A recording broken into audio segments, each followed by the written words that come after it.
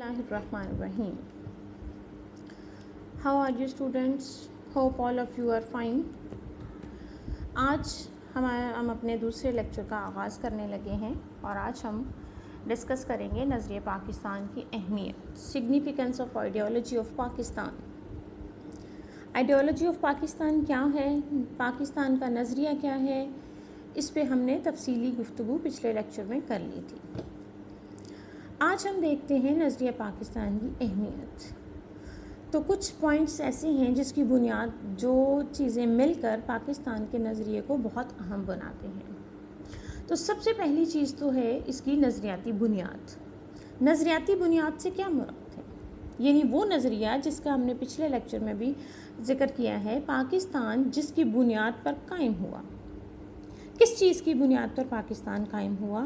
یقیناً آپ سب کو اس چیز کا علم ہے، وہ تھا دین اسلام، ہمارا مذہب جس پر ہم اپنی زندگیوں کو گزارنا چاہتے تھے.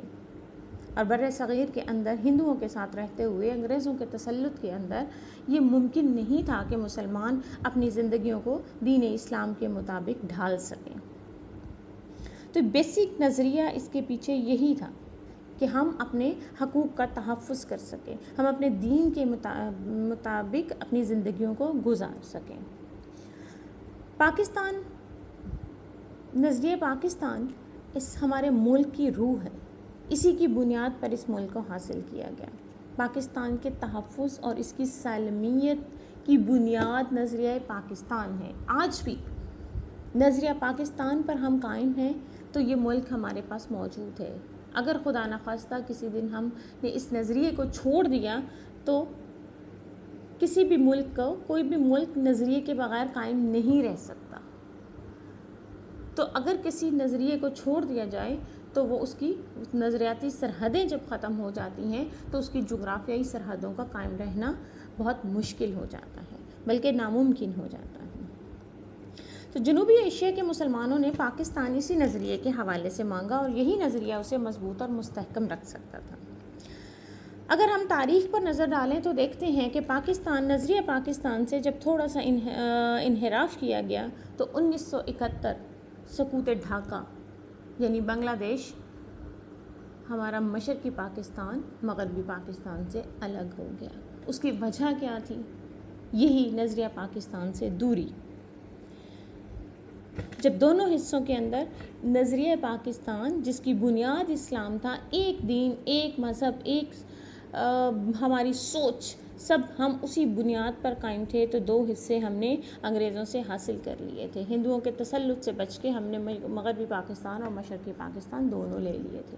لیکن جیسے ہی یہ نظریہ پاکستان اس کی بنیادوں کو کمزور کرنے کی کوشش کی گئی، بلکہ کمزور کر دیا گیا اس وقت، تو اس کے نتیجے میں کیا سانحہ پیش آیا؟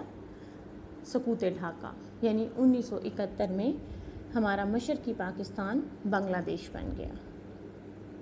اس میں ٹھیک ہے، پیچھے دشمنوں کی چالیں ضرور ہوتی ہیں، لیکن جب تک ہمارے اندر کمزوری نہ ہو، ہمارا دشمن ہمارا کچھ نہیں بگاڑ سکتا. ہمیشہ کمزوری ہمارے اندر سے ابھرتی ہے، اور جب اندر سے لوگ کمزور ہوتے ہیں، اندر سے کمزوری پھوٹتی ہے تو دشمن اس کا فائدہ اٹھاتے ہیں. اور یہی انڈیا نے کیا. اس وقت ہمارے اندر پھوٹ ڈلوا کے، لوگوں کے اندر پھوٹ ڈلوا کے، مکتی بھانی کے ذریعے بنگلہ دیش کے اندر جو ہے وہ تحریک چلا کے مشرقی پاکستان، اس وقت کے مشرقی پاکستان کے اندر ہمیں ہمارے سے ہمارا ایک حصہ، ہمارے جسم کا ایک حصہ، یہ دونوں حصے جو ہیں مشرقی اور مغربی پاکستان ایک جسم اور ایک روح کی طرح تھے، لیکن ہمارا ایک بازو کاٹ دیا گیا.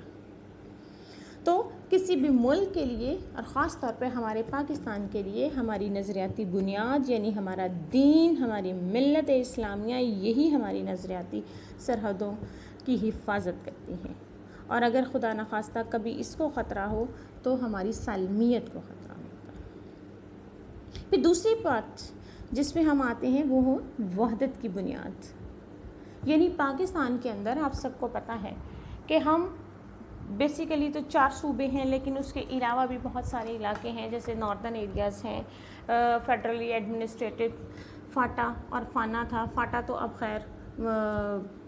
KPK کے ساتھ مدغم کر دیا گیا اس کو، لیکن ابھی جو گلگت بلتستان کا ایریا ہے اس کے ابھی پھر مسائل ہیں. اس کو صوبہ ایک دفعہ ڈکلیئر تو کیا گیا تھا 5واں، لیکن پھر وہ جو ہے وہ ساری اس کی صورتحال ابھی درمیان میں ہی ہے، اس کو مکمل طور پر علیحدہ صوبے کا اختیار نہیں دیا گیا. تو پاکستان کے اندر بیسیکلی جیسے آپ سب جانتے ہیں کہ 4 صوبے تو واضح ہیں سب کو، پنجاب، سندھ، KPK اور بلوچستان. سارے صوبوں کی الگ زبانیں ہیں، الگ ثقافتیں ہیں، ان کی الگ روایات ہیں، مختلف نسل کے لوگ ہیں، رنگوں میں بھی یکسانیت نہیں ہے، ہر لحاظ سے فرق ہے، ان کی ثقافت، رہن سہن، ہر چیز الگ ہے. لیکن کس وجہ سے ہم ایک دوسرے کے ساتھ جڑے ہوئے ہیں؟ صرف اسلام، دین اسلام، ہمارا نظریہ جس کی وجہ سے ہم نے پاکستان کو حاصل کیا. یہ مضبوط بندھن جو پاکستان کے بنانے میں جس نے سب سے اہم کردار ادا کیا وہ یہی نظریہ تھا، اور یہ وحدت کی بنیاد ہے. یعنی تمام قوموں کو اس نے جوڑ کے رکھا ہوا آپس میں. اور اسی کے لیے علامہ اقبال نے بھی کہا تھا کہ مذہبی بنیادوں پر انہوں نے کیوں زور دیتے تھے. بار بار اگر ان کی شاعری کو پڑھا جائے، دیکھا جائے، تو اس میں بھی ہمیں یہی ملتا ہے کہ مسلمان قوم جو ہے وہ ایک ملت ہے، یعنی مل کے رہنے کے لیے، اکٹھے رہنے کے لیے، اور ان کی قوت کا دار و مدار اسلام پر ہے. جب تک یہ سب مل کے اپنی جو لوکلی ان کے جو زبانیں ہیں، جو ان کی ثقافت ہے، ان ساری چیزوں کو چھوڑ کے ایک نظریہ پاکستان یعنی ایک اسلام، ایک دین کے لیے وہ اکٹھے ہیں، تو تب تک وہ ایک بڑی قوت ہے. علامہ اقبال نے مسلمانوں کو کیا نصیحت کی ہے اپنی شاعری میں؟ اس کی ایک مثال ہمیں یہاں پر ملتی ہے کہ اپنی ملت پر قیاس اقوام مغرب سے نہ کر، اپنی ملت پر قیاس اقوام مغرب سے نہ کر، خاص ہے ترکیب میں قوم رسول ہاشمی. ان کی جمعیت کا ہے ملک و نسب پر انحصار، قوت مذہب سے مستحکم ہے جمعیت تیری. کیا مطلب؟ وہ کہتے ہیں کہ اپنی ملت پر قیاس اقوام مغرب، یعنی ان کو نہ دیکھو، مغرب کی اقوام کو نہ دیکھو، ان کا تو طریقہ کار ہی مختلف ہے. وہ تو اپنی قوم، اپنی رنگ اور نسل، گورے اور کالے پہ وجود میں آئی ہے، وہ اپنے آپ کو اپنی نسلوں پر فخر کرتے ہیں. لیکن ہماری تو ترکیب میں کیا ہے؟ قوم رسول ہاشمی، یعنی ہم اس نبی کی آل ہیں، اس نبی کی امت ہیں. کون؟ جنہوں نے مدینہ سے جا کے مکہ سے جا کر مدینہ میں جب وہ ہجرت کر کے گئے تو مواقعات، اب مدینہ کے لوگوں نے ان کو اپنا ہر چیز میں شامل کیا، ایثار کا ہمارے سامنے نمونہ پیش کیا، اپنی ہر چیز میں ان کو شامل کیا. تو انہوں نے یہ نہیں کہا کہ یہ تو مکہ والے ہیں اور ہم مدینہ والے ہیں، نہیں، صرف ایک مذہب کی بنیاد پر، ایک دین کی بنیاد پر، نبی پاک صلی اللہ علیہ وسلم جو اللہ کا پیغام لے کے آئے اس کی بنیاد پر وہ سب مل گئے آپس میں. انصار اور مہاجرین ایک ہو گئے. ان کی جمعیت کا ہے ملک و نسب پر انحصار، یعنی وہ تو جو اکٹھے ہیں وہ اپنے ملک پر، اپنے نسب پر وہ بڑا فخر کرتے ہیں کہ ہم بڑی اعلیٰ قوم ہیں، بہت ہم اعلیٰ نسل ہیں اور ہم دوسرے لوگوں سے بہت اعلیٰ ہیں. جبکہ ہمارے ہاں جو ہے ہمیں دین نے، ہمارے مذہب نے، اللہ اور اللہ کے رسول نے ہمیں ہے کہ ہمارے مذہب مستحکم کس چیز سے؟ جمعیت سے، یعنی ہم اکٹھے ہیں. اس میں گورے کالے کا کوئی کانسیپٹ نہیں ہے، کوئی چیز اس میں موجود نہیں ہے.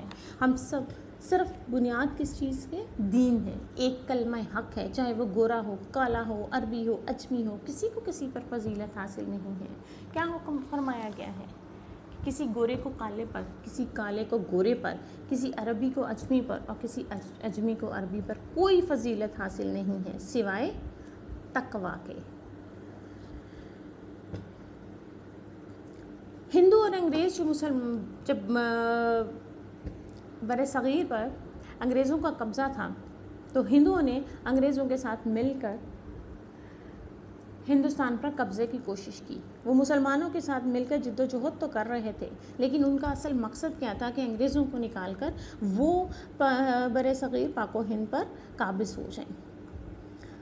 قائد اعظم پہلے تو کانگریس کے ممبر تھے اور وہ مشترکہ جد و جہد کرتے رہے، لیکن جب انہیں اس چیز کا احساس ہو گیا کہ انگریزوں کے جانے کے بعد ہندو ان پر ہمارے اوپر مسلط ہو جائیں گے، اور ہم اس کے باوجود، انگریزوں کے جانے کے باوجود اس خطۂ زمین پر اپنی مرضی سے اپنے دین کے مطابق زندگیاں نہیں گزار سکتے، تو انہوں نے کانگریس کو خیر بات کہہ دیا اور پھر وہ مسلم لیگ میں شامل ہو گئے۔ اور کب ہوا یہ؟ 1906 میں۔ قائد اعظم نے وحدت کی بنیاد کے بارے میں کیا فرمایا؟ پاکستانی قوم کے ارادوں کے متعلق 1939 میں انہوں نے خطاب کرتے ہوئے کہا کہ ہندوؤں، تمہاری تعداد زیادہ ہوا کرے، تم ترقی یافتہ ہو، تمہاری معیشت مستحکم صحیح، اور تم سمجھتے ہو کہ سروں کی گنتی سے آخری فیصلے ہوتے ہیں۔ یہ سب غلط ہے۔ میں تمہیں بتا دوں کہ تمہاری روح کو ہم تباہ نہیں کر سکتے، تم اس تہذیب کو مٹا نہیں سکتے جو ہمیں ورثے میں ملی ہے۔ ہمارا ایمان زندہ ہے اور ہمیشہ زندہ رہے گا۔ بے شک تم ہمیں مغلوب کرو، ہم پر ستم ڈھاؤ اور ہم سے بدترین سلوک روا رکھو، لیکن ہم نے پختہ فیصلہ کر لیا ہے کہ اگر مرنا ہے تو لڑتے لڑتے مر جائیں گے۔ یعنی ہندوؤں کو واضح کلیئر کٹ انہوں نے میسج دے دیا کہ ہم تمہارے ساتھ زندگی نہیں گزار سکتے، انگریز چلے بھی جائیں تو ہمیں تم سے بھی آزادی حاصل کرنا ہے۔ اور وہ آج ثابت ہے۔ آج اگر آپ ہندوستان کے حالات دیکھیں تو وہاں کے مسلمان اپنے مذہب کے مطابق آزادی سے زندگی نہیں گزار سکتے۔ ہندو انہیں قربانی نہیں کرنے دیتے، ان کو گائے نہیں کاٹنے دیتے، گائے کا گوشت ہم یہاں آزادی سے کھاتے ہیں، ہم قربانی کرتے ہیں، لیکن وہاں وہ آزادی سے ایسا کچھ نہیں کر سکتے۔ تو یہ وقت نے ثابت کر دیا کہ قائد اعظم کا فیصلہ بالکل صحیح فیصلہ تھا۔ اس کے بعد جو بنیادی اور چیز آتی ہے وہ ہے مثالی ریاست۔ اسلامی نظریہ پاکستان کی اہمیت میں ریاست کا مثالی ہونا بہت ضروری ہے۔ کیوں مثالی ہونا؟ کیسے ریاست مثالی ہو سکتی ہے؟ یقیناً اسلامی اصولوں کی ترویج کے ساتھ جب اللہ تعالیٰ نے ہمیں یہ مملکت خداوند دی ہے، اور اس سرزمین کو ہم نے کیوں حاصل کیا؟ تاکہ ہم اسے اسلام کی تجربہ گاہ بنا سکیں، اس میں اسلام کے مطابق زندگیاں گزار سکیں۔ اب موجودہ وقت میں یہاں پہ حالات کیا ہیں؟ کیا ہم اس کے مطابق زندگیاں گزار رہے ہیں یا نہیں گزار رہے؟ یہ ایک الگ بحث ہے، یہ ڈسکشن ہم پھر کسی وقت کریں گے۔ ابھی ہم نے نظریہ پاکستان کی اہمیت کو ہی دیکھنا ہے، کیونکہ یہ جب ہم یہ ساری باتیں کرتے ہیں بچوں، ہم ساری یہ چیزیں دیکھتے ہیں تو ہمارے ذہنوں میں، آپ لوگوں کے ذہنوں میں، آپ نئی نسل ہے، آپ کو ان چیزوں کا نہیں پتہ، جو ہم سے پہلے کی نسلوں نے قربانیاں دی اور اپنی جانوں کی، عزتوں کی، مالوں کی قربانیاں دے کے ہمارے لیے یہ وطن حاصل کیا، لیکن ہم ان قربانیوں کو صحیح طریقے سے نہیں سمجھ سکتے۔ جب ہم یہ کتابوں میں پڑھتے ہیں کہ اس وجہ سے حاصل کیا، اور ہم معاشرے میں دیکھتے ہیں کہ کیا ایسا ہو رہا ہے یا نہیں ہو رہا، تو بہت سارے سوالات آپ لوگوں کے ذہنوں میں اٹھتے ہیں۔ تو انشاءاللہ ان تمام سوالات کے جوابات کو بھی ہم ڈسکس کریں گے، لیکن ابھی ہم ذرا نظریہ پاکستان کی اہمیت کو دیکھ لیں۔ جی، تو اس بارے میں بھی کیا فرمایا قائد اعظم نے؟ بھائی چارہ، مساوات اور اسلامی دوستی ہمارے مذہب، ثقافت اور تہذیب کے بنیادی نکات ہیں۔ چونکہ ہمیں ان بنیادی انسانی حقوق کی پامالی کا خدشہ تھا، اس لیے ہم نے پاکستان کی تخلیق کے لیے جدوجہد کی۔ یعنی ہمیں پتہ تھا اگر ہم ہندوؤں کے ساتھ رہے، ابھی تک آپ دیکھ لیں 73 سال ہو گئے ہیں پاکستان کو بنے ہوئے ہونے، اس اگست میں 73 سال ہو جائیں گے، ابھی تک ہندوانہ جو رسوم ہے وہ ہمارے معاشرے کے اندر ویسے ہی موجود ہیں۔ ہم ان کے جو اثرات تھے وہ ہم اپنے معاشرے میں سے نہیں نکال سکے۔ تو اگر ہم ان کے ساتھ رہتے تو کس حد تک ان کا کلچر جو ہے ہمارے معاشرے کے، ہمارے گھروں کے اندر رائج ہو چکا۔ اگرچہ ابھی بھی ان کا کلچرل انویژن جو انہوں نے میڈیا کے تھرو کیا ہوا ہے، بہت سالوں سے یہ وار چل رہی ہے، میڈیا وار، جس کے ذریعے انہوں نے اپنے ڈرامے دکھا کے، اپنا ثقافت دکھا کے ہمارے گھروں کے اندر وہ ساری چیزیں کر دی ہیں، ہمارے بچوں کے ذہنوں میں وہ چیزیں بھر دی ہیں، اور بچے وہ سمجھتے ہیں کہ یہی کلچر ہے، یہی دنیا ہے، یہی دین ہے، جبکہ ایسا نہیں ہے۔ تو قائد اعظم کی نظر میں پاکستان ایک ایسا ملک بنا جہاں حقوق، آزادیاں، انصاف اور رواداری کارفرما ہونا تھی۔ یوں پاکستان دوسرے ممالک اور معاشروں کے لیے مثال بن سکتا تھا۔ تاکہ وہ بھی اس کے نقش قدم پر چل کر خوشگوار اور فلاحی صورتحال اختیار کر سکیں۔ نظریہ پاکستان فلاحی اور مثالی ریاست کے قیام کی بنیاد سمجھا گیا۔ یعنی مثالی ریاست اگر بنانی ہے، بنانے کا اس وقت سوچا گیا تو پاکستان کو حاصل کرنا ضروری تھا۔ پھر نظریہ پاکستان کی اہمیت کیوں اہم ہے؟ یہ نظریہ تاکہ قومی استحکام حاصل کر سکے۔ قومی استحکام کیا ہوتا ہے؟ جب پاکستان اسلام کے نام پر قائم ہوا اور اس کو مستحکم بھی اسلام کے نام پر ہی بنایا جا سکتا ہے۔ یعنی اگر ہم کہیں کہ یہاں پر ہم جو ہے وہ 10 قومیں آباد ہیں، 10 قسم کے ثقافتیں ہیں، تو ہم اسی طرح سارے اکٹھے مل جل کر ہم اکٹھے رہ لیں گے، تو ایسا کبھی نہیں ہوگا۔ کس بنیاد پر ہم اکٹھے ہیں؟ کس بنیاد پر تمام صوبے اکٹھے ہیں؟ کس بنیاد پر ہم ایک دوسرے کو بعض اوقات برداشت بھی کرتے ہیں؟ اور کس وجہ سے ہم سب صرف دین اسلام ہے۔ آج کی نسل کو، آپ لوگوں کو، بچوں، ان چیزوں کو، نہ ان قربانیوں کو احساس ہے، نہ آپ لوگوں کو بتایا گیا ہے، نہ آپ لوگوں کو پتہ ہے کہ وہ کون سی قربانیاں دے کے، کتنی جد و جہد اور کتنا کچھ قربان کرنے کے بعد اس ملک کو، اس وطن کو ہم نے حاصل کیا ہے۔ تو اس لیے ہسٹری کو بچوں لازمی پڑھا کریں، پاکستان کی ہسٹری کو دیکھیں کہ کتنی قربانیاں دی گئیں، کیا کیا کچھ ہوا، کس طریقے سے ہمارے بزرگوں نے لازوال قربانیاں دے کے اس وطن کو حاصل کیا، جس کے اندر ہم زندگیاں گزار رہے ہیں، بڑی خوشحال زندگیاں گزار رہے ہیں۔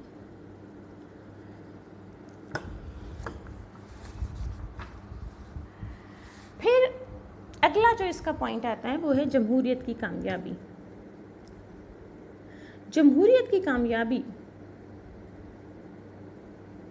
کیا ہے؟ جمہوریت کی کامیابی یعنی ملک جو ہے، جمہوری اور سیاسی عمل اس ملک کے لیے، ملک کو چلانے کے لیے ضروری چیز ہے۔ یعنی حکومت جو ہے وہ ہمارے ہاں شروع سے ہی جمہوریت رہی ہے، جمہوری عمل ہم اس پر چل رہے ہیں۔ اگرچہ اس جمہوریت نے جو پاکستان میں چل رہی ہے ہمیں کچھ دیا نہیں، ہمیں ہمیشہ نقصان ہی پہنچایا ہے، لیکن نظریاتی بنیادوں پر چلنے کے لیے کہا یہی گیا تھا کہ ہم اپنے ملک کے اندر جمہوریت کو کامیاب کریں گے۔ جمہوریت سے مراد کیا ہے؟ یعنی عوام کی حکومت، عوام کے لیے، اور عوام ہی اس کے نمائندے لیے جاتے ہیں اور انہی کی مرضی سے ان کو آگے لایا جاتا ہے، اور اس کے بعد ان کو